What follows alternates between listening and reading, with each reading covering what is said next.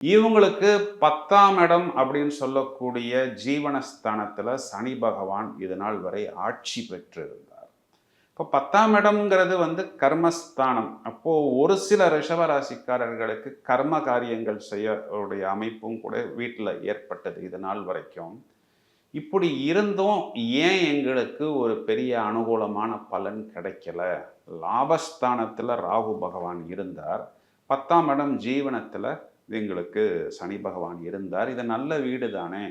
ஆனாலும் எங்களுக்கு அந்த பாசிட்டிவ் மூமெண்ட்ஸ் கிடைக்கலையே! அப்படின்னு நிறைய ரிஷபராசிக்காரர்கள் இன்னைக்கும் வருத்தப்பட்டு கொண்டு தான் இருக்கிறார்கள். இதனுடைய உண்மையான காரணம் என்ன அப்படின்னா, இவர்களுக்கு ஜென்மத்தில் அதாவது ராசியில் குரு பகவான் கிட்டத்தட்ட ஒரு 10 மாதமா ஆயிட்டுது.